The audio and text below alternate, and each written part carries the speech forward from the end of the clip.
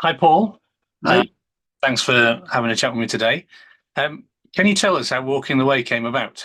Yeah, it sort of came about during Lent through lockdown as an alternative way of doing some reflections through Lent. Where I am, there's a canal that runs through the whole of the circuit. So we did 6 weeks split up along the canal with three reflection points at each one. And I recorded those by video beforehand, and then during the week I put them out on Facebook live stream as I did them as well, just at the reflection points. So that's something that really came out of nowhere, really, as a an idea of trying to work out faith and spirituality outdoors, really. And that's developed into kind of guided walks that you did physically with people. Yeah, so we do a monthly walk, and they're no more than about 3 miles in length. Sometimes we do a recce. That's one of the local preachers and myself. And at other times, if I'm busy doing other things, her and her husband will plan the route and send me some photos along the way. And then I'll look at those photographs.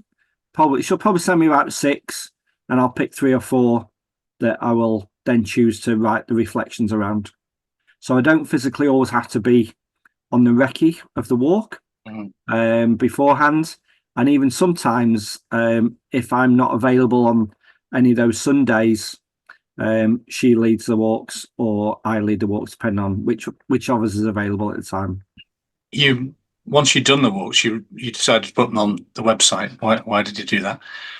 Yeah, we did that because we realised that not the people who came on the walks weren't able to do them all the time.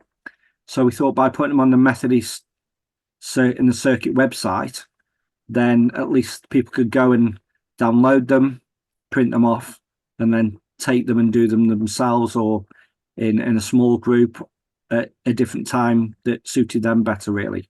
We were obviously chatting about that. You're moving on, aren't you? You're being restationed.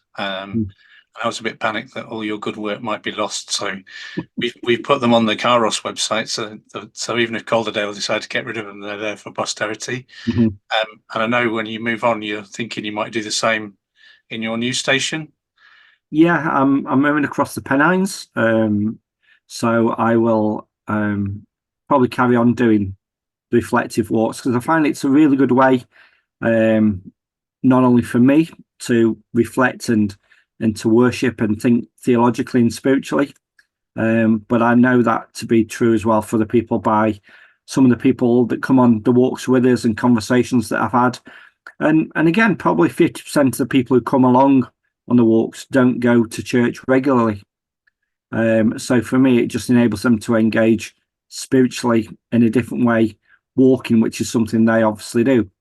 So if that works sort of here, then there's no reason why that couldn't be the same for others in different areas. So that really was why I thought that this might be something I'd carry on doing once moved. And why I thought when I heard it, I thought, why don't we do that? Why don't we offer that in North Yorkshire and East, and anybody else in between? So I'm really hoping we can lay the gauntlet down and we can create across the north of England. We can create spiritual walks for people to Yeah. explore. My dog just appeared. You obviously heard the word walk.